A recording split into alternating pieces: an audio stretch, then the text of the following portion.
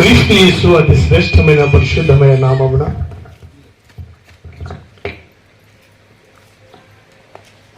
స్థానిక సంఘ కాపరి అగ్రిపసార గారికి, అతి రీతిగా ఎంతో ప్రయాసంతో కూడినటువంటి భారంతో కూడుకున్న పరీక్షలను జరిగిస్తున్న దేవుని దాసులు జకరయ్య సార్ గారికి, తోటి జతపని వారు అయినటువంటి హెజ్కేల్ సార్ గారికి, అదే రీతిగా స్థానిక సంఘ పెద్దలకును కూలి చేరి ఉన్న మీ అందరికీ నిండు మనసుతో నా హృదయపూర్వకమైన వందనాలు తెలియజేస్తున్నాను. దైవజనులు ఎంతో భారంతో తమ సొంత ఖర్చు పెట్టుకుని పిల్లారా మీకు వాక్యం వినిపించాలన్న ప్రయాసతో కుటుంబ సమేతంగా అన్నిటిని విడిచిపెట్టి మన మధ్యకు వచ్చినప్పుడు మనం నిర్లక్ష్యం కలిగి ఉండడం మంచిది కాదు.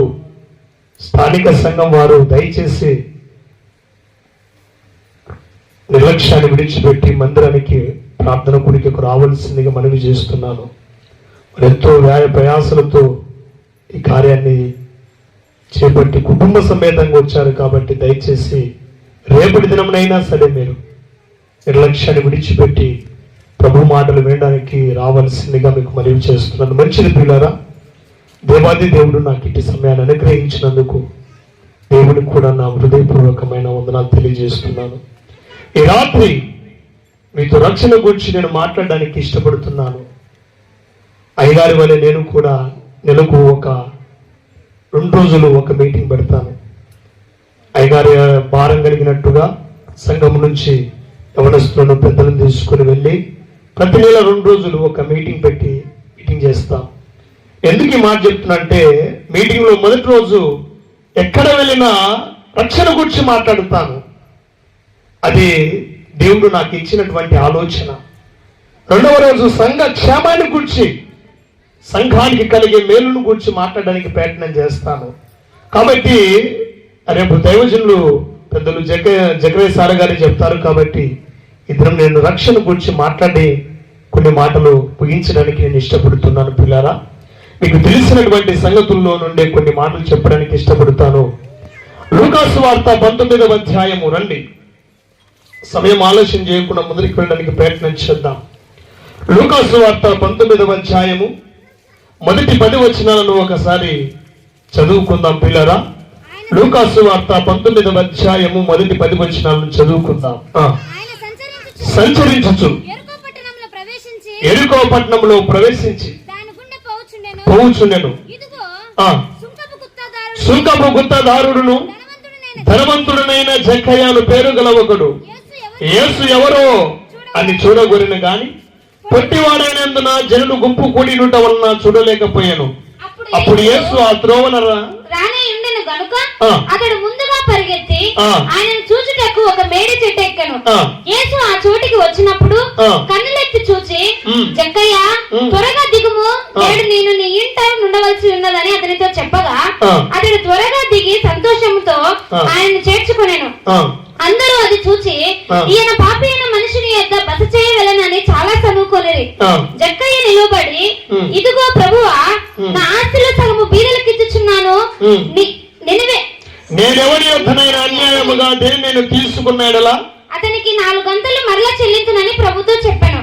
అందుకు యేసు, ఇతడును అబ్రహాము కుమారుడే, ఎందుకనగా నేడు ఈ ఇంటికి రక్షణ వచ్చి ఉన్నది. నశించిన దానిని వెతికి రక్షించుటకు మనుష్య కుమారుడు వచ్చిన అతనితో చాలు. ఎన్నో పర్యాయాలు దైవజనుల ద్వారా ఈ మాటలు మనం వినే ఉంటాం పలు రకాలుగా. పిల్లరా, ప్రభు నాకు అనుగ్రహించిన కొన్ని తలంపులను మీ ఎదుట పెట్టడానికి రాత్రి వేళ జక్కయ్యను గురించి మాట్లాడడానికి నేను ఇష్టపడుతున్నాను. మీకు అర్థం కావడానికి పాయింట్ల వేసుగా ఒక 5 పాయింట్లు చెప్పి నేను నా మాటలు ముగించడానికి ప్రయత్నం చేస్తాను. చదవబడిన భాగాన్ని 5 భాగాలుగా 5 పాయింట్లుగా చెప్పి నేను ముగిస్తాను. పిల్లారా, మొదటిదిగా మనం గమనిస్తే జక్కయ్య అనేవాడు ఎరుకో పట్టణంలో ఉన్నట్టుగా మనం చూడగలుగుతున్నాం. జక్కయ్య అనే వ్యక్తి ఎక్కడున్నాడండి? ఎరుకో పట్టణంలో ఉన్న జక్కయ్య. ఒక మాట చెప్పాలంటే ఎరికోలో ఉన్న జక్కయ్య. ఎరికోలో ఉన్న జక్కయ్య, అది మొదటి పాయింట్. ఎరికోలో ఉన్న జక్కయ్య. ఇప్పుడు ఎరుకో అనగా అర్థం ఏమిటండి? సువాసన కలిగినది అని అర్థం. ఏమిటి? ఈ సువాసన కలిగినది అని అర్థం ఎరుకో అనగా. జక్కయ్య అంటే పవిత్రుడు, నిర్మలుడు, నీతిమంతుడు అని అర్థం. ఎట్లా? పవిత్రుడు, నిర్మలుడు, నీతిమంతుడు అని అర్థం. ఎరుకో అంటే, మీరు ఉండేది కొద్దిమంది ఉన్నారు, జాగ్రత్తగా వినాలి. ఎరుకో అంటే సువాసన, జక్కయ్య అంటే పవిత్రుడు, నిర్మలుడు, నీతిమంతుడు అని అర్థం. పిల్లరా, ఎరుకో అనగా సువాసన చూశాం, జక్కయ్య అనగా పవిత్రుడు, నీతిమంతులను చూశాం. పేర్లు ఎలాగున్నాయి? బాగున్నాయా? బాలేదా? బాగున్నాయా? పేర్లు బాగున్నాయని అడుగుతున్నాను. ఎరుకో అంటే సువాసన కలిగినది, బాగానే ఉంది. జక్కయ్య అంటే నీతిమంతుడు, పవిత్రుడు, నిర్మలుడు అన్నటువంటి పేరు బాగానే ఉంది. పేర్లు బాగున్నాయి కానీ దాని స్థితిగతులు, జీవితాలు బాగలేవు. పేరు బాగానే ఉంది. ఎరుకో అనగా సువాసన అని, జక్కయ్య అనగా పవిత్రుడు, నీతిమంతుడు అన్న పేరు బాగుంది కానీ జీవితాలు బాగలేవు. ఎరుకో ఎట్లాంటిది పట్టణం తెలుసా? అర్థమైంది. సువాసన. పట్టణం ఎలాంటిది? శాపగ్రస్తమైనది, దేవుని చేత శపించబడిన పట్టణం అది. యెహోషువ యుద్ధానికి వెళ్ళినప్పుడు ఏం చెప్పాడు? యెహోషువ యెరికో మీదకి యుద్ధానికి వెళ్ళినప్పుడు ఆ పట్టణములో ఉన్న ఏ వస్తువే గాని ముట్టుకోవడానికి వీలు. ఎందుకో? అది శపించబడినది. దానిలోని ఏదైనా తీసుకుంటే వాడు చావాలి అని చెప్పాడు. అది శపించబడిన పట్టణం. పేరు బాగానే ఉంది కానీ దాని స్థితిగతులను చూడగలిగినట్లయితే సరిగ్గా లేవు. దేవుని చేత శపించబడినది, శాపగ్రస్తమైనది. యెహోషువ గ్రంథం 6:17 మీరు ఆ మాట చూడగలుగుతారు. యెహోషువ గ్రంథం నేను ఓకే చెప్తాను, మీరు ఇంటికి వెళ్ళి కానీ చదువుకోండి. యెహోషువ గ్రంథం 6వ అధ్యాయము 17వ వచనాన్ని మీరు చూడగలిగితే యెరికో పట్టణాన్ని గురించి దేవుడు మాట్లాడుతూ ఆ పట్టణం శపించబడినది, శాపగ్రస్తమైనదని చెప్తూ వచ్చాడు. పేరు మాత్రం బాగుంది కానీ పట్టణం యొక్క స్థితిగతి ఎలాగుందంటే చెడిపోయినది, దేవుని చేత శపించబడినదిగా ఉంది. అది తీసుకునే ఎవరు? ఆకాను ఏమయ్యాడండి? ఆకాను ఏమయ్యాడు? ఇదిగో అందులో శపించబడిన బంగారాన్ని, వస్త్రములను చూసి ఆశించి తీసుకొని తన డేరాలో దాచిపెట్టుకొని శపించబడిన వస్తువులను తీసుకొని చనిపోయినాడు. రాళ్ల చేత కొట్టి ఇశ్రాయేలు చంపేశారు. పిల్లరా, పేరు బాగానే ఉంది కానీ దాని స్థితి బాగలేదు. అది ఆ పట్టణం యొక్క స్థితి. జక్కయ్య స్థితిని మనం ఆలోచన చేస్తే, జక్కయ్య జీవితాన్ని ఆలోచన చేస్తే, జక్కయ్య అనగా ఏం చెప్పాను? నిర్మలుడు, పవిత్రుడు, నీతిమంతుడు. పేరు బాగానే ఉంది కానీ అయ్యగారి జీవితం ఎట్లుంది? పాపి. దాన్ని చదువుకున్నాం. ఆ మాట మీరు చూశారా? గమనించారా? ఒకసారి గమనించినట్లయితే 7వ వచనం, లూకాసు వార్త 19వ అధ్యాయం 7వ వచనం, అందరూ అది చూచి ఈయన పాపి అయిన. ఎలాంటి వాడు? పేరేముంది? పవిత్రుడు, నీతిమంతుడు, నిర్మలుడు. కానీ నా జీవితం పాప భయిష్టమైపోయింది, పాపముతో నిండిపోయింది. ఇంకా ఏముంది తెలుసా? అతడు ఎలాంటి వాడంటే 8వ వచనంలో ఉంది, అన్యాయస్తుడు. ఉందా? అన్యాయంగా దేనినైనా తీసుకుంటే వారికి 4 అంతలు చెల్లిస్తా అంటే అన్యాయం చేసి ఏం చేశాడు? ఇతడు సంపాదించుకున్న అన్యాయస్తుడు. ఇదిగో పేర్లు బాగానే ఉన్నాయి కానీ స్థితి ఏమైందండి? బాగా. నేటి దినాలు ఇలాగే ఉన్నారు కదా, నేటి దినాలు ఇలాగే ఉన్నాము కదండి. పేరుకి ఏముంది? క్రైస్తవులం, పరిశుద్ధులం, నీతిమంతులం, విశ్వాసులం. పేర్లు బాగున్నాయి. నేతి బీరకాయలో నెయ్యి ఉంటుందా? ఒక నేతి బీరకాయ అంటంగా నెయ్యి ఉంటుందండి? పులిహారలో పులి ఉంటుందా? విశ్వాసులము, పరిశుద్ధులము, నీతిమంతులము, పెద్ద పెద్ద పేర్లు పెట్టుకున్నాము కానీ పేరుకు తగిన జీవితము లేదు. ఉందా మనలో? ఉందండి. చాలా మంది ఇలాగే ఉన్నారు. పేర్లు పెట్టుకున్నారు కానీ పేరుకు తగిన జీవితము లేదు. దేవుడు వాక్యం ఇలా సెలవిస్తుంది. 1 పేతురు పత్రిక 2వ అధ్యాయము 9వ వచనంలో, మీరు రాజులైన యాజకులు, పరిశుద్ధ జనము, దేవుని సొత్తైన ప్రజ. ఇచ్చాడు దేవుడు, మనకు పేరిచ్చాడా? మీరు పరిశుద్ధులైన దేవుని యాజకులు, సొత్తైన ప్రజ అని ఆయన మనకు విశ్వాసులని, క్రైస్తవులని, నీతిమంతులని, దేవుని పిల్లలని ఇలా రకరకాల పేర్లు మనకిస్తే మనం ఏం చేస్తున్నామండి? పెరుగుదైనట్టుగా ఉన్నామా? చాలా మంది ఇదిగో పిల్లరా, మంచి మంచి పేర్లు, క్రైస్తవులని, నీతిమంతులని, పరిశుద్ధులని, దేవుడు మనకిచ్చిన బిరుదులు, రాజులైన యాజక, పరిశుద్ధ, దేవుని సొత్తైన ప్రజ, ఇలాంటి పేర్లు మనకి పెడితే మనం మాత్రం పరిశుద్ధత లేదు, దేవుని ప్రజలుగా జీవించడం లేదు. విశ్వాసం అని చెప్పుకుంటున్నాం, విశ్వాసం లేదు. భక్తి పనులం అని చెప్పుకుంటున్నాం, భక్తి లేదు. పరిశుద్ధం అని చెప్పుకుంటున్నాం, పరిశుద్ధత లేదు. ఉందా? కేవలం పేరే. ఆ పట్టణం ఎలాగైతే మంచిదని ఉందో, సువాసన కలిగిందని, ఇతను ఎలాగైతే నీతిమంతులను పెట్టుకున్నాడు, పేరే గాని జీవితాలు లేవు. యేసుప్రభు కాలంలో యేసుప్రభు స్పష్టంగా చెప్పాడు యూదులతో. ఏమని చెప్పాడు? మీరు అబ్రహాము సంతానం అని చెప్పుకొనుచున్నారు కానీ అబ్రహాము క్రియలు మీలో పేరేం చెప్పుకుంటున్నారండి? చూడండి, యోహాను సువార్త 8:39 ఏమన్నాడండి యేసుప్రభు గారు? యోహాను సువార్త 8:39 వచనంలో ఇది యేసుప్రభు స్పష్టంగా చెప్పాడు, మీరు అబ్రహాము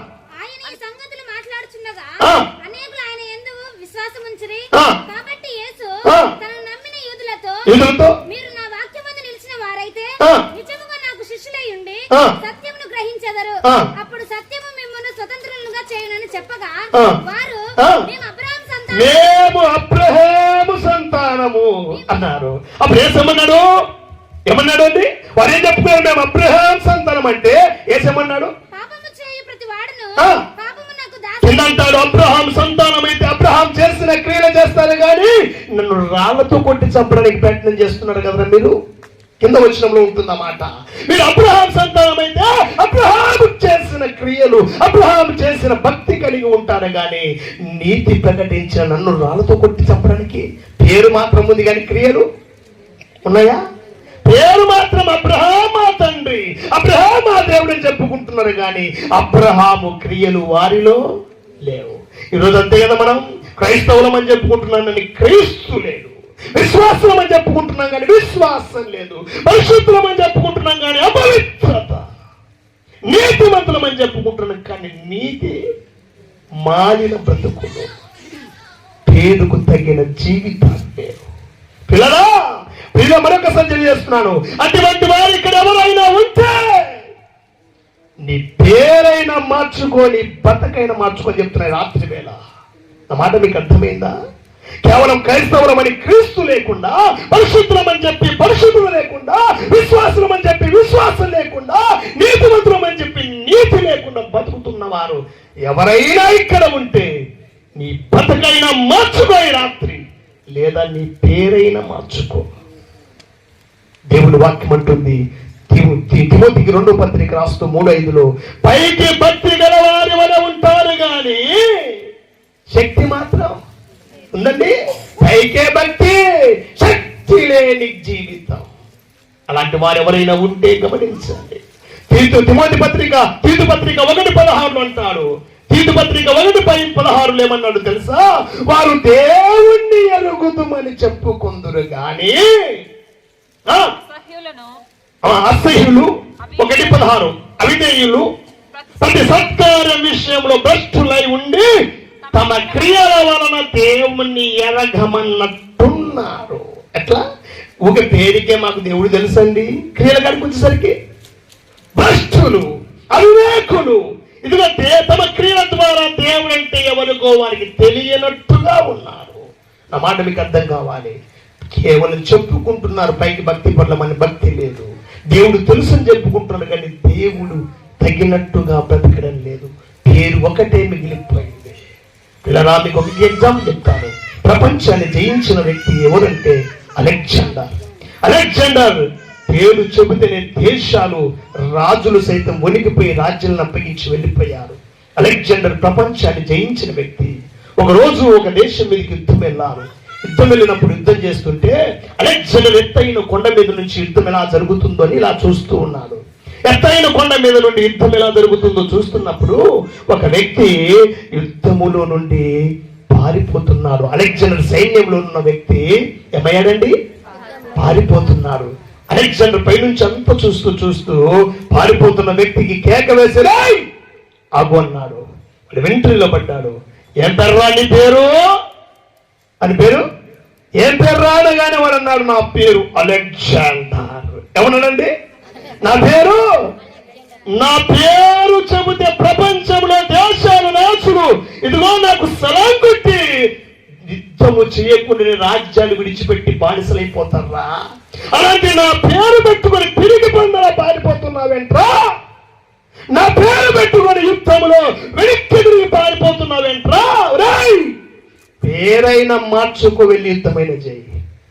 అలెగ్జాండర్ మాట్లాడుతున్నాను. నా పేరు చెబితే సైన్యాలు వణికిపోతాయరా? నా పేరు చెప్తే సైన్యాలే ఇదిగో నాకు యుద్ధము లేకుండా దాసోహం చేస్తారా?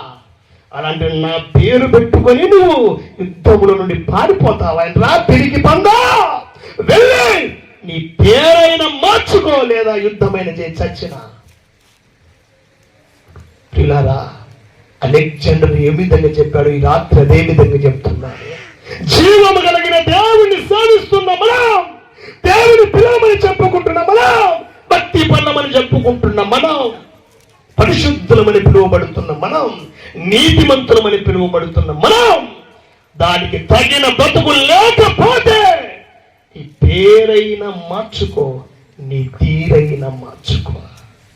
నేమన్నానండి? నీ బతుకైనా మార్చుకో, ఇక లేకపోతే నీ పేరైనా మార్చుకో. రెండే సంగతులు. ఇక నామకార్థంగా ముసుగు వేసుకొని వేషధారుల వలె జీవించే జీవితాలు వదిలిపెట్టండి. ఒకరోజు బయటపడతావు, తెలుస్తుంది. జాగ్రత్త. నేను మొదటి సంగతి చెప్పాను మీకు. ఏమని? ఎరికోలో ఉన్న జక్కయ్య. ఎరుకో అంటే ఏమని చెప్పాను? సువాసన. జక్కయ్య అంటే పవిత్రుడు. పేర్లు బాగున్నాయి కానీ దాని రెండు స్థితిగతులు బాలేవు. ఈరోజు మన పేర్లు కూడా అలాగే ఉన్నాయి, బతుకులు బాలేవు. మార్చుకో. అర్థమైందా? దాటి వెళ్దాం. రెండవదిగా మనం గమనిస్తే 19వ అధ్యాయం 3వ వచనం చదవండి. 19వ అధ్యాయం 3వ వచనం, లూకాసు వార్త 19:3. యేసు ఎవరో అని చూడగోరను గాని. చాలు. యేసు ఎవరో అని చూడగోరాను. ఎవరండి యేసు? 2000 సంవత్సరాల నుండి ఈ సమాజంలో వినబడుతున్న ప్రశ్న ఇది. జక్కయ్య కూడా ఏ ప్రశ్న వచ్చింది? యేసు ఎవరు?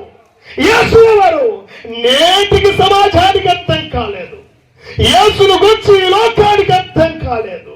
ఇదిగో యేసును గురించి సమాజానికే కాదు కానీ ఆయన పేరు చెప్పుకొని ఆరాధిస్తున్న మనకే అర్థం కాలేదంటే తప్పు కాదేమో. యేసు ఎవరు నీకు తెలుసా? ఈ రాత్రి ఎవరు చెప్తా వినండి. యేసు ఎవరు? ఆనాటి సమాజాన్ని అడిగితే ఏమని చెప్పింది తెలుసా? వీడు దయ్యం పట్టినవాడు. ఏమన్నారండి? యేసుక్రీస్తుని గురించి యేసు ఎవరిని అడిగితే ఆనాటి సమాజం అన్న మాట ఏమిటంటే, వీడు దయ్యం పట్టినవాడు, వీడు తిండిపోతూ, వీడు త్రాగిపోతూ, ఇదిగో మరియ కుమారుడు, పట్లవాడి కుమారుడు, ప్రవక్త యోహాను, ఇలా ఎవరికి తోచినది వాడు. అర్థమైంది యేసు? ఎవరు అర్థమైందా? కాలేదు. ఇప్పుడు అడగండి, యేసుక్రీస్తు ఎవరంటే మానమాదిగొల్ల. యేసుక్రీస్తు ఎవరంటే ఏమని చెప్తారండి? మాదిగొల్ల దేవుడండి, తక్కువ కులస్తుల దేవుడండి, బ్రిటిషుల దేవుడండి, అమెరికుల దేవుడండి. ఇప్పుడు చెప్పేది ఇదే. యేసు ఎవరు? 2000 సంవత్సరాల నుండి యేసును గూర్చి పలు విధాలుగా ప్రజలకు అర్థం కావట్లేదు. యేసు ఎవరు అన్నది. ప్రజలకు అర్థం కావట్లేదు. ఆనాటి సమాజాన్ని అడిగితే ఆనాటి సమాజం అన్న మాట ఏమిటంటే, ఇదిగో చూడండి పిల్లారా, ఒకసారి మీరు గమనించినట్లయితే యోహాను సువార్త 7వ అధ్యాయము 20వ వచనంలో ఏమనుకున్నారు ఒకసారి గమనిద్దాం. యోహాను సువార్త 7వ అధ్యాయము 20వ వచనం ఒకసారి చదవండి. ఏమన్నారండి యేసును? నువ్వు దయ్యం పట్టిన వాడవురా. ఏమన్నారండి? దయ్యం పట్టిన వాడు. 8:48 చూడండి. 8:48 యోహాను సువార్త 8:48. అందుకు యూదులు నీవు సమరయుడవని దయ్యం పట్టిన వాడవుని అని మేము చూడండి. దయ్యం పట్టినోడు రా నువ్వు. మత్తయి సువార్త 11:19 వీడు తిండిపోతూ. మత్తయి సువార్త 11వ అధ్యాయము 19వ వచనంలో అంటున్నారు, వీడు తిండిపోతూ, వీడు త్రాగుపోతూ, పాపులకు స్నేహితుడు. యేసు ఎవరు అంటే ఆనాటి సమాజానికి అర్థం కాక యేసును వారికి ఊహలో వచ్చినట్టుగా ఎవరికి నచ్చిన విధంగా వారు యేసును గురించి అనుకున్నారు. పిల్లలు రకరకాలుగా మాట్లాడారు. ఈనాటి సమాజానికి కూడా యేసు ఎవరు నేటికి అర్థం కాలేదు. ఎవరయ్యా అంటే ఇందాక చెప్పాను కదా, మాదిగొల దేవుడు, బ్రిటిషుల దేవుడు, అమెరికాల దేవుడు, ఇక రకరకాలుగా యేసును గురించి మాట్లాడుతూ ఉన్నారు ప్రజలని చెప్తున్నారు. ఈ రాత్రి యేసు ఎవరో మీకు చెప్పడానికి ప్రయత్నం చేస్తాను. యేసు ఎవరు అని మనం ఆలోచన చేస్తే పిల్లారా, తీతు పత్రికలోనికి రండి, ఒక్కసారి చూద్దాం. తీతు పత్రిక ఈ రాత్రి ఎవరో చూడడానికి ప్రయత్నం చేద్దాం. 2వ అధ్యాయము 13వ వచనం చదవండి.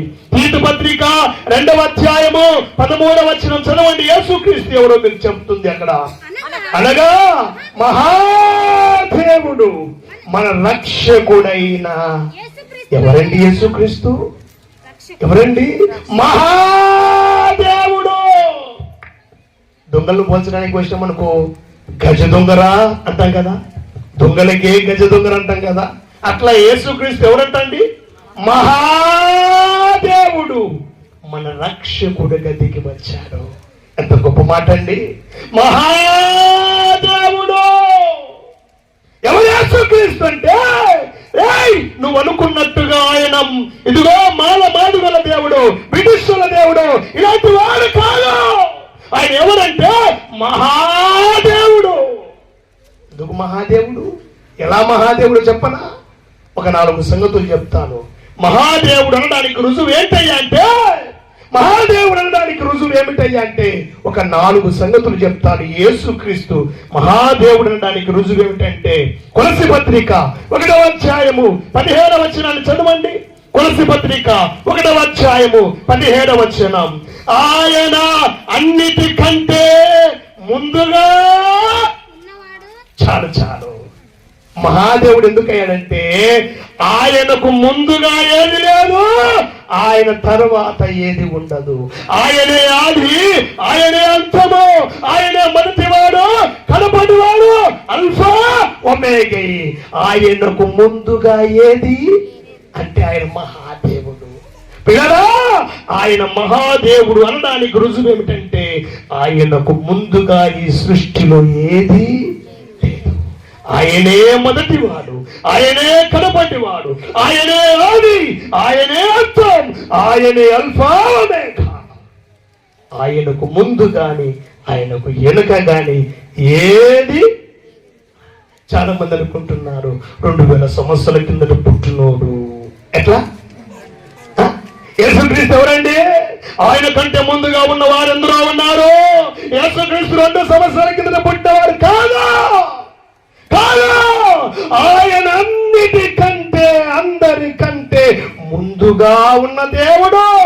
అవసరతను బట్టి రక్త మాంసాలు తీసుకొని పరలోక వైభవాన్ని విడిచిపెట్టి నీ పాప శాపం కొరకు చావడానికి దిగి వచ్చాడు మహాదేవుడు, రక్షకుడుగా, మానవుడుగా. 2000 సంవత్సరాల కిందట మానవుని యొక్క పాపం పరిహారం కొరకు, మానవుని పాపం నుండి విమోచించడం కొరకు రక్త మాంసాలు తీసుకొని మనిషిగా వచ్చినవాడు ఆయన. 2000 సంవత్సరాల కిందట ఉన్నవాడు కాదు పిల్లరా, పుట్టినవాడు కాదు, అంతకు ముందుగానే ఉన్నాడు. పిల్లరా, ఇప్పుడు చూడండి, నేను ఎక్కడున్నాను ఇక్కడ రాకముందు? ఇక్కడికి రాకముందు ఎక్కడున్నానండి? మా ఊర్లో ఉన్నాను, అంతేనా? మీరు ఇక్కడికి రాకముందు ఎక్కడున్నారు? మీ ఇంట్లో ఉన్నారు. సార్ వాళ్ళు ఇక్కడికి రాకముందు ఎక్కడున్నారు? వాళ్ళ ఊర్లో ఉన్నారు. అవసరతను బట్టి మీటింగ్ పెట్టడానికి వచ్చారు, నేను వాక్యం చెప్పడానికి వచ్చాను, మీరు వినడానికి వీడికి వచ్చినంత మాత్రం ఇప్పుడైనా ఉండేది మనం. నా మాట మీకు అర్థమైందా? వీడికి వచ్చాం కాబట్టి ఇప్పుడే ఉన్నామా? కాదు కాదు, అంతకు ముందు ఇంటిలో ఉన్నా, అంతకు ముందు నా గ్రామంలో ఉన్నా, అంతకు ముందు సార్ గారు వారి ఆదంలో ఉన్నారు. అవసరతను బట్టి వచ్చారు. యేసుక్రీస్తు కూడా 2000 సంవత్సరాల కిందట భూమి మీద వచ్చాడు. ఎందుకు వచ్చాడంటే పాపులను రక్షించడానికి, పాపులను విమోచించడానికి. అన్నిటికంటే అందరికంటే ముందుగా ఉన్న ఆ దేవుడు మనిషిగా దిగి వచ్చాడు. గట్టిగా చెప్పలు కొడదామా? నీకు అర్థమైందా? యేసుక్రీస్తు ఎవరంటే ఆయన మహా దేవుడు. ఎందుకండి? అన్నిటికంటే ముందుగా ఉన్నవాడు. మీరు గమనిస్తే పిల్లరా, హెబ్రీ పత్రిక 13:8 ఆది అంతము లేనివాడు అన్నమాట కనబడుతుంది.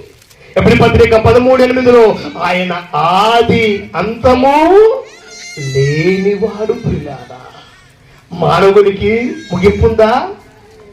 మానవునికి ముగింపు ఉంటుందా? ఉంటుంది, కానీ ఆయనకు లేదు అని చెప్తుంది.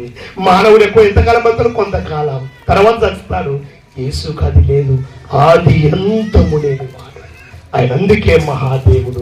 ఒక రుజువు చెప్పాను, రెండవ రుజువు చూపిస్తాను. చూడండి, కొలస్సీ పత్రిక 1వ అధ్యాయము 16 వచనం. ఆయన మహాదేవుడు అనడానికి రెండవ రుజువు ఏమిటయ్యా అంటే కొలస్సీ పత్రిక 1:16.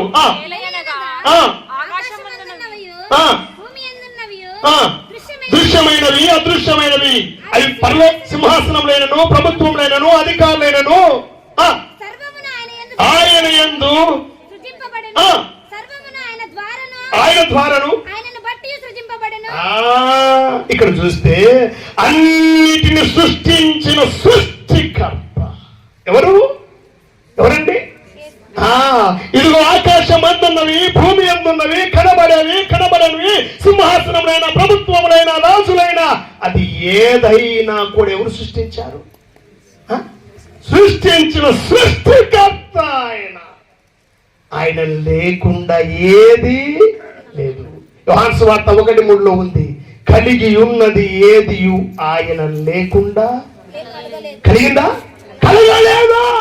అన్నిటికీ ఆయన సృష్టికర్త, అన్నిటికీ ఆయనే సృష్టికర్త. యోహాను సువార్త 1:10 ఉంటుంది, లోకమాయన మూలముగా. ఎవరి మూలం కలిగిందండి? లోకాన్ని కలగజేసిన సృష్టికర్త ఆయన. అందుకే ఆయన ఎవరండి? మహాదేవుడు. మహాదేవుడు అన్నానికి గురించి చెప్తున్నాను. యేసు ఎవరంటే మహాదేవుడు. యేసు ఎవరంటే నువ్వు అనుకున్నట్టుగా మానవాదికుల దేవుడు కాదనైనా మహాదేవుడు రక్షకుడుగా వచ్చాడయ్యా. ఎందుకు మహాదేవుడు అంటే అన్నిటికంటే ముందుగా ఉన్నవాడు, అన్నిటిని పుట్టించినవాడు, కలగజేసినవాడు. ఆయన పుట్టినవాడు కాదు, సృష్టికర్త. చేయబడినవాడు కాదు, చేసినవాడు. అర్థమవుతుందా మీకు? ఆయన మూలముగానే ఈ లోకం కలిగింది. ఇదిగో హెబ్రీ పత్రిక 1:2 చూడండి, ప్రపంచములు ఆయన ద్వారానే నిర్మితమయ్యాయని వ్రాయబడుతుంది. రోమపత్రిక 11:36 ఆయన మూలముగా, ఆయన ద్వారా సమస్తమును కలిగి ఉన్నది. ఆయన లేకుండా ఏవి కలగలేవు. కలిగించిన దేవుడు ఆయన. అందుకే ఆయన ఎవరు?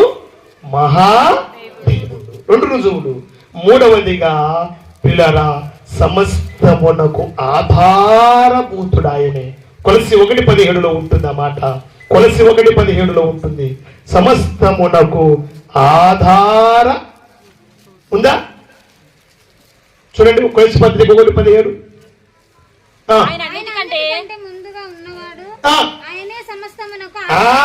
సమస్తానికి ఆధారభూతుడు. సమస్తానికి ఆధారభూతుడు ఎవరండి? ఆయనే. గుండు సూది నీకు నిలబెడతామా? మనం ఈ ఖర్చు ఏం ఆధారం లేకుండా నిలబెడతామా? గాలికి పడకుండా నిలబెడతామా? ఈ భూమి ఆడుంది, ఈ భూమి ఆడుంది, గాలి శూన్యములో వేలాడదీశాడు. గుండు సూదికి ఆధారం ఎక్కడ పెట్టాలి? ఎక్కడ నిలబడింది మరి? ఎల్లబడి శూన్యం ఎట్లా పెట్టాడు ప్రభు? యోబు గ్రంథం 26 చూడండి. యోబు గ్రంథం 26వ అధ్యాయం 7వ వచనం చూడండి. మాట చేత నిర్వర్తిస్తున్నాడు. ఈ సమస్తాన్ని ఏం చేస్తున్నాడండి? మహత్తు గల తన మాట చేత నిర్వర్తిస్తున్నాడు. కాబట్టి ఆయన మహాదేవుడు అన్న మాట చెప్తున్నాను. ఆయన మహాదేవుడు అన్న సంగతి మీకు జ్ఞాపకం చేస్తూ ఉన్నాను. ఎబ్రీ పత్రికలో ఉంటుంది ఆ మాట. ఆయన తన మాట చేత సమస్తమును నడిపిస్తున్నవాడు అని ఎబ్రీ పత్రికలో 1వ అధ్యాయంలో మనం ఆ మాట చూడగలుగుతున్నాం. 3వ వచనం, ఆయన దేవుని మహిమ యొక్క తేజస్సును, ఆయన తత్వం యొక్క మూర్తిమంతుమై ఉండి తన మహత్తు గల మాట చేత సమస్తాన్ని నిర్వర్తించుచు. అన్నిటిని ఏం చేస్తున్నాడండి? నడిపిస్తున్నాడు. సూర్యుడు దాని కక్షలు తిరగాలి, చంద్రుడు దాని కక్షలు తిరగాలి.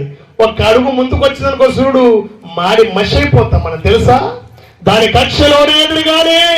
చంద్రుడు పిల్లరా దాని కక్షలోనే తిరగాలి.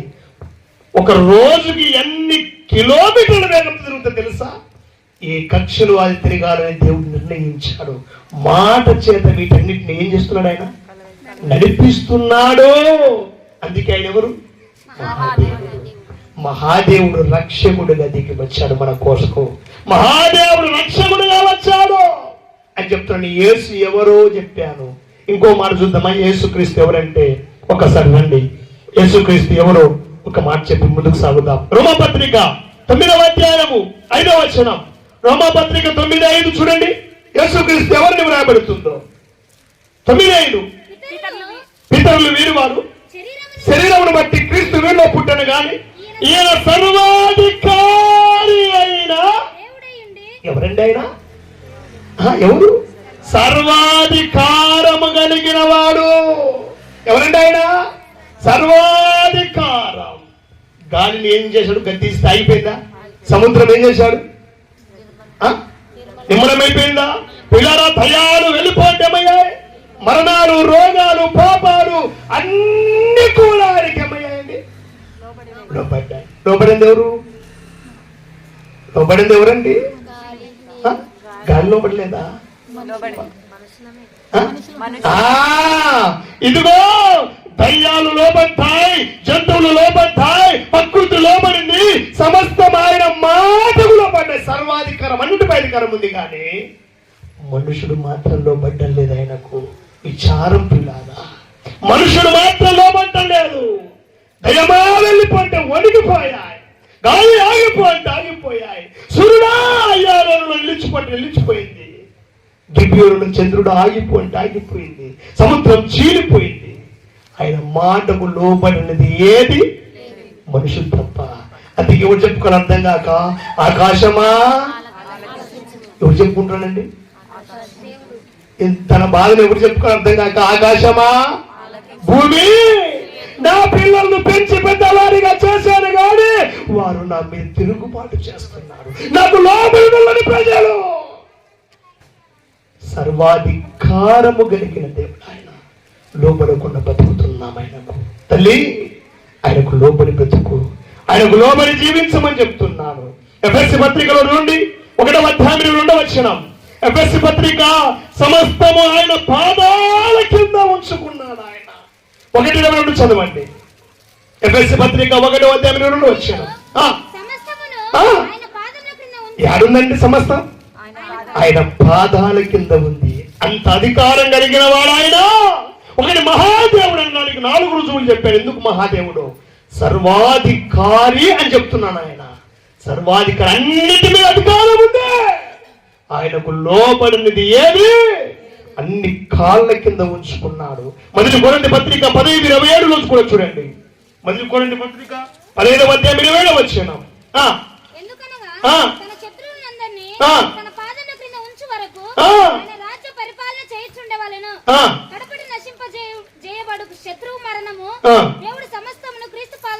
ఎక్కడ ఉంచాడండి? సమస్తము క్రీస్తు పాదాల కింద లోపరిచిపోయినాయి. ఆయన పాదాల కింద ఉన్నాయి. ఆయన సర్వాధికారము కలిగిన దేవుడు. ఆయన ఎవరో చెప్పాను. యేసు ఎవరు అన్న ప్రశ్నకు సమాధానం, అమ్మా మరణము లేనివాడు, అక్షయుడు, అదృశ్యుడు, అనంత లోకంలో సమీపింపరాని తేజస్సులో నివసించువాడు, ఆ మహాదేవుడు మహిమను విడిచిపెట్టి మట్టి శరీరాన్ని ధరించుకుని నీ నా రక్షణ కొరకు మనిషిగా దిగి వచ్చి మన పాపం కొరకు చనిపోయాడమ్మా. ఆయన తక్కువగా ఎంచవద్దు.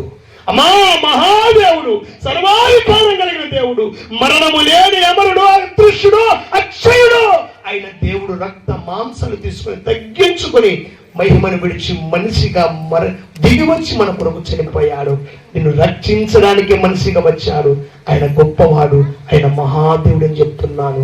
ఈ రాత్రి అటువంటి దేవుణ్ణి రక్షకుడిగా స్వీకరించు. ఈ రాత్రి అటువంటి దేవుణ్ణి నీ కోసం ప్రాణం ఇచ్చిన ఆ ప్రభు రక్షకుడిగా స్వీకరించమని చెప్తున్నాను. 2 సంగతులు చెప్పాను. ఎన్ని చెప్తాను? 5 చెప్తాను. తగ్గించారు కదా మీరు? నేను 5 చెప్తానున్నాను, ఒకటి తగ్గించారంటే తగ్గించమని చెప్తున్నాను. ప్రజలు అర్థం చేసుకోండి. 2 చెప్పాను. 1 ఎరికోలో ఉన్న, 2 యేసు ఎవరో. ఎవరనడానికి 2 పాయింట్లు చెప్పాను. యేసు ఎవరో, ఎవరంటే మహాదేవుడు, రక్షకుడుగా మానవుడిగా వచ్చాడు, సర్వాధికారి అని 2 మాటలు చెప్పాను. ఇప్పుడు 3వదిగా జక్కయ్యలో నుండి యేసు ఆ చోటికి వచ్చి కన్నులెత్తి చూశాడు. ఎక్కడికి వచ్చి? జక్కయ్య దగ్గరికి వచ్చాడు. చెట్టు మీద ఉన్నాడు. చెట్టు మీద నిన్న జక్కయ్యని ఏం చేశాడు? కన్నులెత్తి చూశాడు. అమ్మా మన దేవుడు ఎవరంటే చూసే దేవుడు. అమ్మా అక్కయ్యా నువ్వు అనుకుంటున్నావు ఎవడు చూడండి లేదులే, నేను చేసేది ఎవరికి తెలియదులే.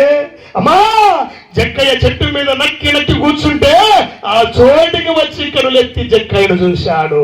మన దేవుడు చూసేవాడు. చెట్టు కింద ఉన్న, చెట్టు కింద ఎవరున్నారు? చెట్టు చాటున, చెట్టు చాటున ఎవరున్నారు? చెట్టు చాటున ఉన్న ఆదామును చూసి ఆదామా అన్నాడు.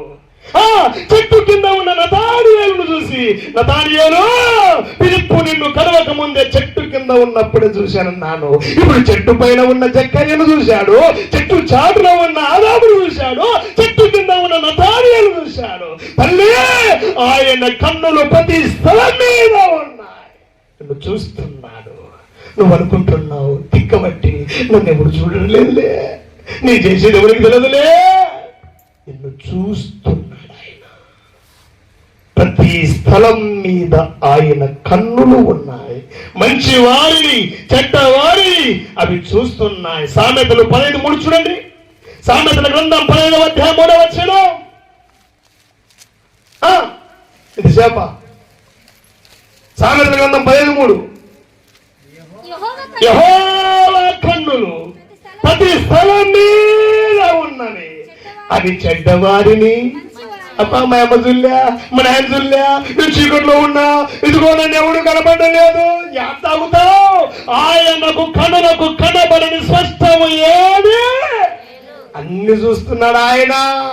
నువ్వు చేసి చూస్తున్నాడు. చీకటిలో వెలుగులో ఒంటరిగా ఎక్కడ ఉన్నా నువ్వు చేసే ప్రతిదీ చూస్తూ ఉన్నాడు ఆయన. భ్రమపడుతున్నావు చూడలేదని. 139వ కీర్తన అంటాడు దావీదు. ఏమని?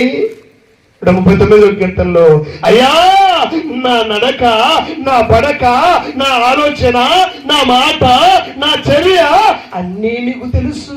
నేను కూర్చునే తెలుసయ్యా, నేను లేచే తెలుసయ్యా, బయటికి వెళ్ళే తెలుసయ్యా, లోపలికి వచ్చే తెలుసయ్యా. ఆకాశం దగ్గర ఎక్కడ ఉన్నావు? అగాధములకు దిగినాడు అక్కడ ఉన్నావు. నా చర్య, నా మాట, నా చూపు అన్ని గ్రహిస్తున్నావు, పరిశోధించి తెలుసుకున్నావు. మాట నాలుకకు రాకమునిపే ఎరిగి ఉన్నావు. తలంపు పుట్టక మునిపే అది నీకు తెలుసు. యాడ తప్పించుకునేది?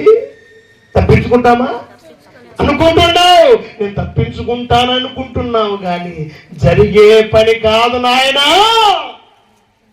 ఆయన నిన్ను చూస్తూ ఉన్నాడు, నిన్ను చూస్తూ ఉన్నాడని చెప్తున్నాను. యోబు గ్రంథం 34వ అధ్యాయము 21వ వచనం చదవండి. యోబు గ్రంథం 34:21లో ఆయన దృష్టి నరుల మార్గం మీద నుంచబడి ఉన్నది. ఆయన వారి నడకలన్నీయు ఆ నడకలన్నీ కనిపెట్టి చూస్తున్నాడు. నువ్వు ఎట్లా నడిచేది, ఏం చేసేది, ఆయన దృష్టి నీ నడక, నీ జీవితం, నీ మార్గముల మీదనే ఉంది.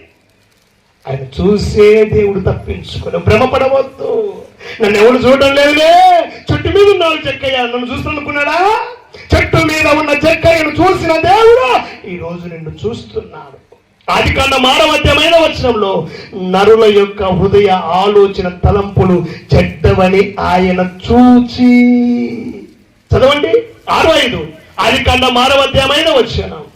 నరుల చెడుతనము భూమి మీద గొప్పదని వారి హృదయం యొక్క ఆలోచన ఊహ అంతయు ఎల్లప్పుడు కేవలం చెడ్డలని యెహోవా చూచి, నీ నడక చూశాడు, నీ మాట తెలుసు, నీ తలంపు తెలుసు, నీ ఊహను కూడా చూస్తున్నాడు. తప్పించుకోలేవు. సిలువేసి చూపించినట్టుగా చూపిస్తాడు. 50 కీర్తన చివరి వచ్చిన చదువుకోండి. ఒక రోజు వరుసగా ఉంచి నిన్ను గద్దిస్తా. 50 కీర్తన చివరి వచనంలో ఉంటుంది. నేను నీ వాడిని అనుకుంటున్నావురా, నువ్వు తప్పుడు పనులు చేస్తున్నావు, నీ వంటి వాడిని అనుకుంటున్నావు కదరా, నువ్వు చేసినవన్నీ నీ ఎదుట వరుసగా ఉంచి గద్దిస్తారా. ఉందా? 52 చివరి వచనం, 50వ అధ్యాయం 22 వచ్చిన కీర్తన. దేవుని మర్చివారులారా, దీన్ని యోచించుకొనుడి.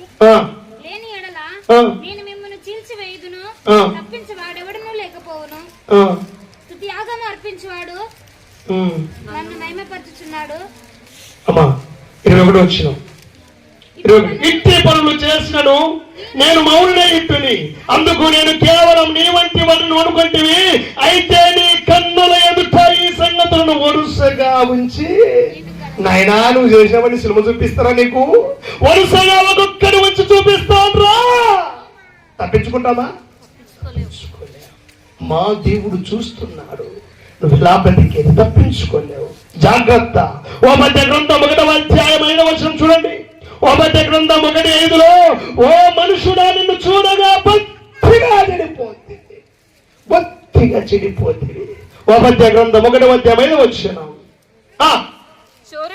సూర్యులే గాని రాత్రి కన్నము వేయువారే గాని నీ మీదకి వచ్చిన ఎడల తమకు కావలసినంత దోచుకొని పోదురు కదా.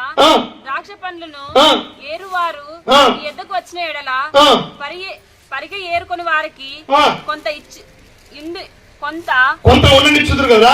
నిన్ను చూడగా నీవు బొత్తిగా చెడి, మనుషుడా నిన్ను చూడగా నువ్వేమైపోయావు? ఏమైపోయావు? ఏమన్నాడంటే, దొంగతనం చేసిన వాళ్ళు, చేయడానికి వచ్చినోడు ఇంటర్నెట్ ఎత్తుకపోతాడా? డబ్బులు, బంగారము, విలువైన వస్తువులు తీసుకుపోతాడు. వంట చేసుకునే సామాన్లు తీసుకుపోతాడా? ఇంట్లో దొంగతనం చేయాలని నీకు వచ్చినోడు కొంతైనా వండిస్తారా? కోత కోసినప్పుడు పరిగెరుకోవడానికి కొంతైనా మిగులుతుందా? కొంతైనా మిగులుతుంది. అంతెత్తుతామా? పూర్తిగా కొంతనైనా పోతుంది. ఒరే నాయనా, చేనులో పొలం కోసేవారు కొంతనైనా మిగిలిస్తారా? దొంగతనం చేయడానికి వచ్చినోడు కొంతనైనా ఇంట్లో వండిస్తారా? నిన్ను చూడగా నువ్వేమైపోయావురా? నడి నెత్తి మొదలుకొని అరికాల వరకు నీ తలంపు, నీ మాట, నీ చూపు, నీ ఆలోచన, నీ నడక, నీ పడక, నీ చర్య అన్ని చెడిపోయాయి. నేను నిన్ను చూడగా చెడిపోయిన నిన్ను రక్షించడానికి ఆ పరమాత్ముడు 2000 సంవత్సరాల కిందట దిగి వచ్చి ప్రాణం పెట్టాడు, రక్తం కాచాడు. అమ్మా, చెడిపోయిన మనల్ని రక్షించడానికే, చెడిపోయి ఇదిగో కుట్టుమిట్టాడుతూ ఉన్న మనల్ని చూసే మనల్ని రక్షించడానికి ఆ ప్రభు ఈ లోకానికి దిగి వచ్చాడు. ఆ మాట మీకు అర్థమవుతుందా? ఆయన చూసే ఎన్ని విషయం చెప్పాను. ఇప్పుడు అనుకోవద్దు, నన్ను చూడడం లేదులే, ఒక రోజు సినిమా చూపిస్తానని చెప్పాను మీకు. వరుసగా ఉంచి గద్దిస్తా, నువ్వు చేసినవన్నీ వరుసగా ఉంచి గద్దిస్తా. జాగ్రత్త. 3 సంగతులు చెప్పాను. యావి? ఎరికోలో ఉన్న 2 యేసు ఎవరు, 3 మహాదేవుడా. యేసు ఎవరిలో 2 పాయింట్లు చెప్పాను. మహాదేవుడు, ఆయన సర్వ. 3వది జక్కయ్యను చూచిన దేవుడు, నిన్ను చూస్తున్నాడు, రక్షించడానికి వచ్చాడు. 4వదిగా ఏం చేశాడంటే, ఇప్పుడు చూడండి 19:5, లూకాసు వార్త 19:5 చూడండి. లూకాసు వార్త 19:5 చదవాలి. ఆ చోటికి వచ్చి యేసు ఆ చోటికి వచ్చి కన్నులెత్తి చూచి, కన్నులెత్తి చూచి జక్కయ్య త్వరగా దిగుము, ఆ, నేడు నేను నీ చాలు పిలిచాడు. జక్కయ్యను పిలిచిన దేవుడు నీటిలో ఉండాలిరా. ఏమన్నానండి? జక్కయ్య త్వరగా దిగిరా అంటే ఏమని నేను పిలిచాడా? జక్కయ్య త్వరగా దిగిరా, నీ ఇంట్లో ఉండాలనుకుంటున్నా నేను. పిలిచాడు. మన దేవుడు ఎవరంటే పిలిచే, నోరుండి మాట్లాడినోడు కాదు, కన్నుండి. మన దేవుడు మాట్లాడేవాడు, పిలిచేవాడు. ఆది నుండి పిలుస్తూనే ఉన్నాడు మానవుణ్ణి. పాపం చేసి చెట్లు చెట్టు దాక్కున్న ఆదాము చూసి, ఆదామా ఎక్కడున్నావు నాయనా? పిలిచాడా?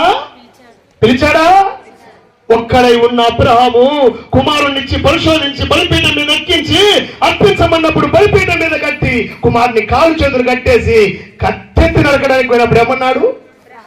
అబ్రహామా, నీకొక్కడై ఉన్న నీ కుమారుణ్ణి ఇవ్వడానికి వెనకాడలేదు. వద్దు, అర్పించవద్దు.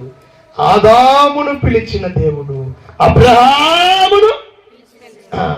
మోసే మామందరు కాసుకుంటూ ఒక రోజు అనుకోకుండా హోరేబు పర్వతానికి వస్తే అక్కడ అగ్ని మండుతూ ఉంది కానీ పోదా? ఏంటి అగ్ని మండినప్పుడు పోదేం కావాలి? ఆకులుగానే ఉన్నాయి, కొమ్మలుగానే ఉన్నాయి, చెట్టుగానే ఉంది. ఏంటి ఇంత దృశ్యం అని పోయినప్పుడు అగ్ని నడమలో నుండి దేవుడు మోసే నీ కాళ్ళకున్న చెప్పులు విలువు, ఇది పరిశుద్ధ భూమి. మోషేను పిలిచిన మన దేవుడు ఏం చెప్తున్నాను? జక్కయ్యను పిలిచాడు. జక్కయ్యను పిలిచిన దేవుడు నేటికి పిలుస్తూనే ఉన్నాడు. మన దేవుడు పిలిచేవాడు. ఆదామును పిలిచాడు, అబ్రహామును పిలిచాడు, మోషేను పిలిచాడు. సమయంలో 4 పర్యాయాలు మందిరంలో అనుకుంటే రాత్రి వేళ దీపం మారిపోక ముందు సమయంలో పిలిస్తే దైవజనుడు కొన్ని వెళ్ళిపోయి, అయ్యా ఏం చెప్పు అంటే ఏమన్నాడండి? నేను వెళ్ళి పిలువలేదు, పనుకొన్నాడు. మరలా సమయాలు మనం వచ్చాడు, దైవజనుడు పిలుస్తున్నాడేమని. ఏమయ్యా చెప్పు అంటాడు, పనుకోపో. మనం మూడోసారి సమయాలు ఈసారి వచ్చి అడిగితే నువ్వు పిలిస్తే నీ దాసుడు ఆలకిస్తున్నాడు, ఆజ్ఞేయమన్నాడు. 4వసారి సమయాలు పిలిచాడా? 4 పర్యాయాలు పిలిచాడు. మన దేవుడు ఎవరండి? 4వది జక్కయ్యను పిలిచిన దేవుడు. మన దేవుడు పిలుస్తున్నాడు. దమస్కు మార్గంలో సంఘాన్ని హింసించడానికి, క్రూరంగా చంపడానికి కంకణం కట్టుకుని అధికారుల చేత పత్రాలు పొంది దమస్కు మార్గంలో రథాల మీద గుర్రాల మీద బయలుదేరిన సౌలుతో మిట్ట మధ్యాహ్నం ఆకాశంలో నుండి ఏమని పెట్టాడండి? సౌలా నీవేళ నన్ను పిలిచాడు. అమ్మా, నాటి నుండి నేటి వరకు దేవుడు పిలుస్తూనే ఉన్నాడు మనుషులను. ఈ రాత్రి నిన్ను పిలుస్తూ ఉన్నాడు. మన దేవుడు పిలిచేవాడు. ఎలా పిలుస్తాడు? మర్తమ్మా, మరియమ్మా, అబ్రహాము, ఇట్లా విలువలు నాయనా. మరి ఎట్లా పిలుస్తాడు తెలుసా? చూడండి, 2వ దశలోనికేలకు రాసిన పత్రిక చూడండి ఎలా పిలుస్తున్నాడు దేవుడు పిలిచేవని చెప్తున్నాడు. ఎట్లా పిలుస్తున్నాడయ్యా అంటే 2వ అధ్యాయం 14వ వచనం. దశలోనికేలకు రాసిన 2వ పత్రిక 2వ అధ్యాయము 14వ వచనం చదవండి. మీరిలాగున రక్షింపబడి మన ప్రభు అయిన యేసు క్రీస్తు ద్వారా మహిమను పొందవలనని ఆయన మా సువార్త ద్వారా పిలుస్తూ ఉన్నాడు. ఎట్లండి? మా సువార్త ద్వారా, సభల ద్వారా, దైవజనుల ద్వారా, రేడియోల ద్వారా, సంఘాల కలపత్రికల ద్వారా, ఇలాంటి కూడికల ద్వారా, దైవజనుల ద్వారా పాప భారం మోసుకొనుచున్న వారలారా నేను మీకు విశ్రాంతినిస్తా పిలుస్తూ ఉన్నాడు. ఈ రాత్రి సువార్త సభ ద్వారా పాపములో ఉన్న నిన్ను పిలుస్తున్నాడు. ఎందుకు పిలిచాడు? శిక్షించడానికి కాదు, ఇదిగో నిన్ను నరకానికి పంపించడానికి కాదు, నీ పాపాన్ని తీసివేయడానికి, నీకు మహిమనివ్వడానికి, నిత్య జీవము చేర్చడానికి పిలుస్తున్నాడు. ఆయన పిలుపు వినపడుతుందా? నా మాట మీకు అర్థమైందా? రేడియోలో 2000 సంవత్సరాల నుంచి దైవజనుల ద్వారా, రేడియోల ద్వారా, కరపత్రికల ద్వారా, సభల ద్వారా, దైవజనుల ద్వారా, సువార్త సభల ద్వారా దేవుడు మానవుడితో మాట్లాడుతున్నాడు, సువార్త ద్వారా పిలుస్తున్నాడు. పాపం మోస్తున్నవాడా నా ఎద్దుకు రారా, నీకు విశ్రాంతినిస్తున్నాయనా, నీకు మోక్షం ఇస్తున్నాయనా, నీకు జీవం ఇస్తున్నాయనా, రా అని పిలుస్తున్నాడు. అమ్మా, ఆయన పిలుపు వినబడుతుందా? వినబడుతుందా? 50వ కీర్తన చదవండి, 1వ వచనం. 50వ కీర్తన 1వ వచనంలో చూడండి, ఒక మాట ఉంది. ఎవరి ఇంతసేపా? తొందరగా కావాలి. దేవాది దేవుడైన యెహోవా ఆజ్ఞించుచున్నాడు, తూర్పు దిక్కున ఉన్న నుండి పడమటి దిక్కున ఉన్న వారిని, భూనివాసులందరినీ. ఎట్లండి? తూర్పు మొదలుకొని పడమటి దిక్కున ఉన్న భూనివాసులందరినీ నా యుద్ధకు రండ్రా అని పిలుస్తున్నాడు. మేము రక్షిస్తారా? మేము రక్షిస్తాను, రండి. తూర్పు దిక్కున నుండి పడమటి దిక్కు వరకు ఉన్న భూనివాసులందరినీ రమ్మని పిలుస్తున్నాడు. ఇంకా యెషయా గ్రంథం 45వ అధ్యాయము 22వ వచనం, యెషయా 45:22లో భూదిగంత నివాసులారా నా వైపు చూచి రక్షణ పొందండి అని చేతులు చాచి పిలుస్తున్నాడు. మత్తయి సువార్త 11:28 ప్రయాసపడి భారము మోస్తున్న సమస్త జనులారా నా యొద్దకు రండి, మీకు విశ్రాంతి ఇస్తాను. యెషయా గ్రంథం 65:2లో లోపల నల్లని ప్రజల వైపు, 65:2 యెషయా గ్రంథం, దినమంతా నా చేతులు చాచి పిలుస్తున్నా. అమ్మా, ఆయన పిలిచేవాడు, పిలుస్తున్నాడు. ఈ రాత్రిని పిలుస్తున్నాడు. పాపములో ఉన్న నిన్నే పిలుస్తున్నా. రక్షిస్తా, విమోచిస్తా, పాపాన్ని తీసివేస్తా, పరిశుద్ధపరుస్తా, నీతిమంతుడిగా మారుస్తా, నిత్య జీవం ఇస్తా పిలుస్తున్నాడు. పిల్లరా, ఆయన పిలిచేవాడు. ఆయన పిలుపు వినబడుతుందా? 4 విషయాలు చెప్పాను. ఎన్ని విషయాలండి? 4. 5వ చెప్పి ముగిస్తాను. క్లుప్తంగా టైం అవుతుంది కాబట్టి 5వదిగా చెప్పి ముగిస్తాను. పిల్లరా, 5వదిగా ఇప్పుడు చెక్క ఏం చేశాడండి? 19:6 లూకా సువార్త 19వ అధ్యాయము 6వ వచనం. రండి, త్వరగా చదవండి, ముగిస్తాను నేను. త్వరగా దిగి సంతోషముతో ఆయనను చేర్చు ఏమయ్యాడండి? ఇప్పుడు పిలుపుకు లోపడ్డా? దిగిరా అని పిలవగానే సంతోషంగా దిగి వచ్చి చేర్చుకున్నాడు. పిలుపుకు లోపడ్డా? అమ్మా, పిలుపుకు లోబడిన జక్కయ్య పిలుపుకు లోబడ్డాడు, విధేయత చూపాడు. అమ్మా, పిలుస్తున్నాడని చెప్తున్నాను. పాపములో ఉన్న నిన్ను రక్షించడానికి ఈ రోజైనా పిలుపుకు లోబడతావా? ఆయన పిలుపుకు లోబడతావా? అయ్యా, జక్కయ్య తన ఇంటిలో చేర్చుకున్నట్టుగా నీ హృదయం ఇంటిలో యేసుకు స్థానం ఇస్తావా? నీ ఇంటిలో చేర్చుకుంటావా? నా మాట మీకు అర్థమైందా? జక్కయ్య సంతోషముగా దిగి వచ్చి తన ఇంటిలో చేర్చుకున్నట్టుగా ఈ రాత్రి నీ దేహమని, నీ హృదయం అనే ఇంటిలో యేసుకు స్థానం ఇస్తావా తల్లి? ఆయనకు స్థానం ఇస్తారా అని అడుగుతున్నాను. ఇప్పుడు చూడండి, సౌలును పిలిచినప్పుడు ఏమయ్యాడండి? సౌలా సౌలా అని పిలిస్తే ఏమయ్యాడు? 26వ అధ్యాయం అపొస్తలుల కార్యములు 19వ వచనం చూడండి. 26:19 అపొస్తలుల కార్యం 26:19 చదవండి. కాబట్టి అగ్రిప్ప రాజా, ఆకాశము నుండి కలిగిన ఆదర్శనమునకు ఏమన్నాడండి? అగ్రిప్ప రాజు ఎదుట నిలబడి, ఆకాశం నుండి నన్ను దేవుడు పిలిచాడు, ఆ దర్శనములకు, ఆ పిలుపుకు నేనేం కాలేదు, అవిధేయుడను కాలేకపోయాను. నేను విధేయత చూపాను, అవిధేయుడను కాలేదు. అవిధేయుడు ఏంటి? సౌలు యొక్క నాశనము ముగింపు ఏంటి? నాశనము నరకమే. అవిధేయుడైతే దేవుడు పిలిచినప్పుడు లోబడకపోయింటే సౌలు యొక్క ముగింపు ఏమిటండి? నాశనము నరకమే. జక్కయ్యను పిలిచినప్పుడు జక్కయ్య లోబడ్డాడు, విధేయత చూపాడు. సౌలు పిలిచినప్పుడు సౌలు విధేయత చూపాడు. ఈ రాత్రి నిన్ను పిలుస్తున్నాడు. విధేయత చూపుతావా? లోబడుతావా?